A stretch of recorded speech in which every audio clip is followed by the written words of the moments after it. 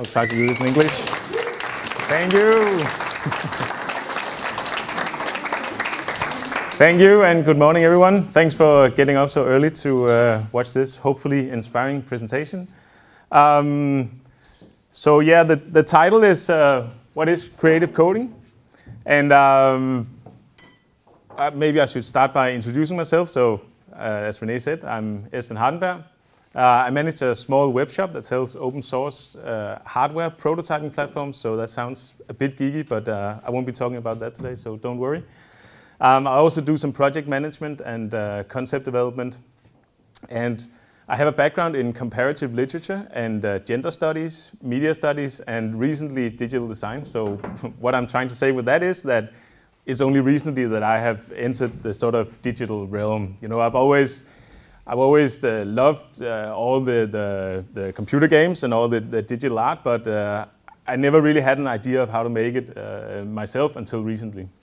So when I started on the digital design education, I kind of got into the whole ecosystem and watched more and more examples of these web projects and these digital projects, and I found them really inspiring, and I thought, I have to find a way to kind of enter this and be able to have some of these skills myself. And so even though I'm a total beginner, I thought it would be nice to come and share with you. Maybe you also like some of these projects, and maybe you have kind of the same aspirations as me. So I'd like to share my journey into the wonderful world of creative coding so far.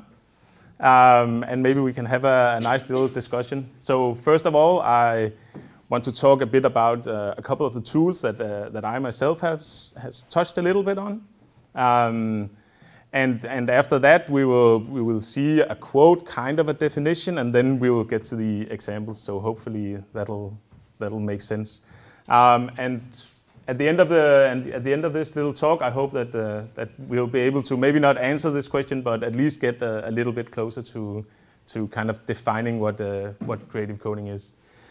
So, like I was saying, I was looking for tools that I could manage myself, coming from a non-technical background. So it had to have a real low barrier of entry. And wonderfully enough, I discovered that some of the projects that I liked best also had kind of non-technical guys behind it. Some of them had a lot of really good technical guys as well, but they all had kind of this creative side, if you want.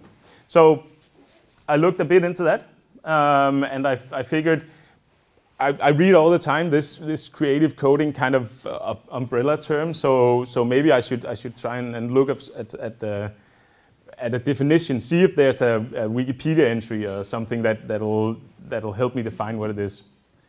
So I browsed the web, and this is what I found. There's no Wikipedia entry.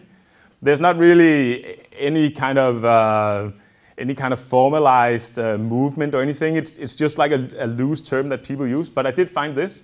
It's a quote by a guy called Italo Travenzoli. He's from Brazil, and he's a developer and a blogger. And so I'll just read it aloud. It's a bit long, but I hope you don't mind. And he writes, "In order to understand the concept of creative coding, it is necessary to establish a parallel with the commercial programming. While the commercial programming develops products to attend to the demands of the market, creative coding is the denomination for the use of computers for creative purposes, or as means of expression, which may or may not be a commercial product." All right, so that's pretty cool. This part, the use of computers for creative purposes or as a means of expression, kind of like that. But does it really tell us what creative coding is? Well, not quite, but it gives us a kind of general idea. So it's about expressing yourself in some way. Well, since the web is scarce on these definitions, I thought, well, maybe I should look at the tools that people use to make these creative projects with. So maybe they will have some kind of guide. And the two tools that I myself has used are called Open Frameworks, and the other one is called Processing. And Processing is probably the biggest one, but we'll start with Open Frameworks and see what it says on their website. It says, Open Frameworks is an open source C++ toolkit for creative coding. Now, coming from a non-technical background, this is pretty much doesn't mean anything. So unless you know like open source, maybe you have a general idea. C++, yeah. Toolkit, I mean, yeah, I guess, but so maybe we'll have better luck the other place with the processing. All right. So processing, actually on the front of their website, they have this description. It says, processing is for writing software to make images, animations, and interactions. Okay, so far so good. The idea is to write a single line of code and have a circle show up on the screen. Add a few more lines of code and the circle follows the mouse. Another line of code and the circle changes color when the mouse is pressed. We call this sketching with code. Okay, so if we take the first part first. Okay, so this is about images, animations, and interactions. So I can kind of understand that, even though I'm not a programmer. And maybe it's an advantage that I'm not. And also this sketching with code is kind of an interesting term, because when you use processing, you kind of use it like a sketch. So you will have something as a starting point, and you will just keep developing on that more and more until you have something that you are satisfied with. So it's like sketching something, and you will make a better sketch and a better sketch all the time. And so just to touch on these two tools a little bit more, I will say that the Open Frameworks is a bit harder to start with than processing. Processing is really kind of it's a really good place to start. And the great thing about both of these things that they are open source. So that means that each and every one of you can download it. Well, if you have a computer anyway, you can download it and you can start using it. And also a great thing is that because it's open source, there's a really active community. So when you run into problems, and like even though this is programming for non-programmers, it's still programming. So you will actually have to write a lot of code, and the better you are at writing code, well, the better your product will be. But when you hit a wall, there are a lot of communities that will help you. A lot of really nice people out there who will support you and help you pass your hurdle. And so yeah, Open Frameworks is kind of hard to get started with, but it's a really powerful tool. And the examples that it provides make it quite easy to do iOS applications. So that will be applications for your iPad or your iPhone.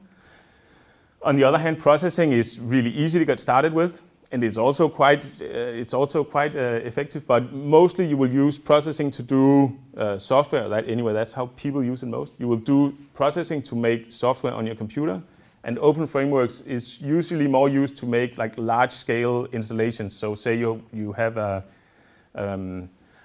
big installation with a lot of projectors that has to be synced up and everything, well, then probably you will want to do to go with Open Frameworks.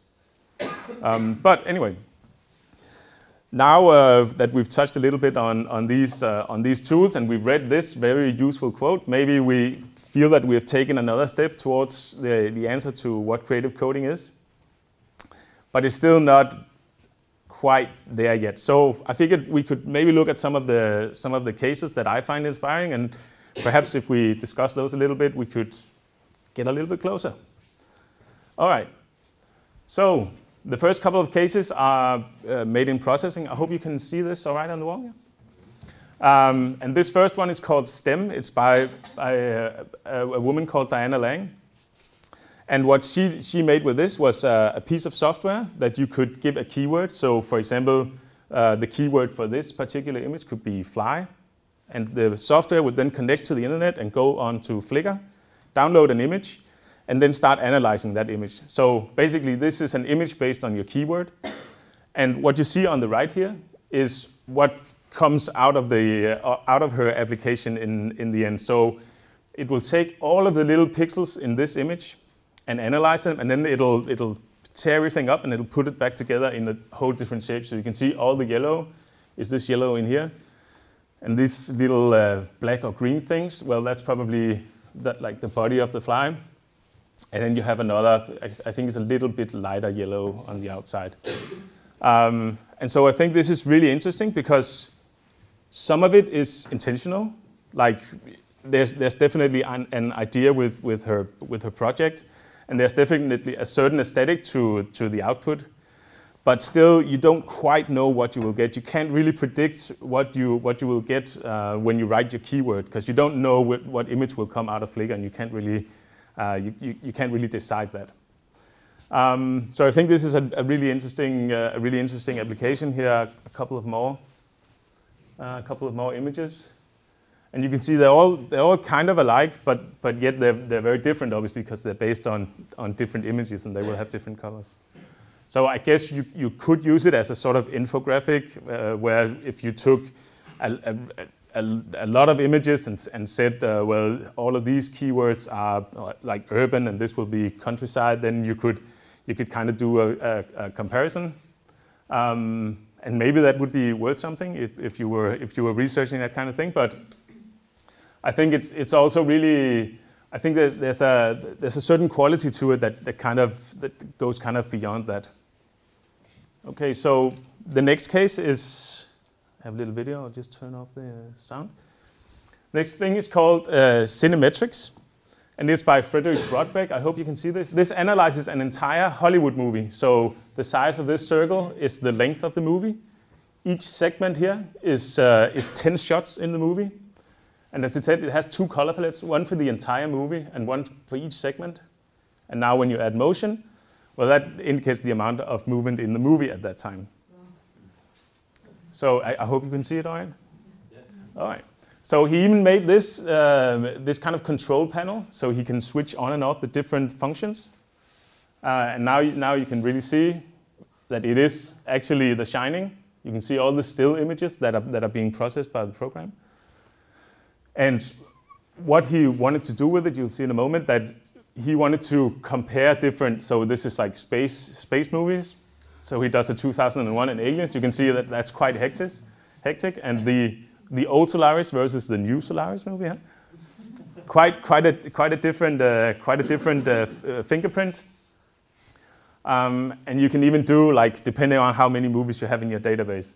So again, it tells something about the subject that it studies, but at the same time, I mean, it'll be quite hard to decode, right?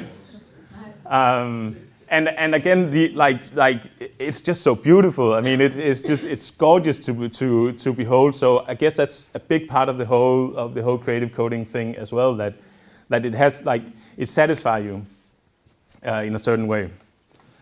Okay, so next case, and I'll just let the next case roll for like 30 seconds a minute because there's sound on it. So let's see.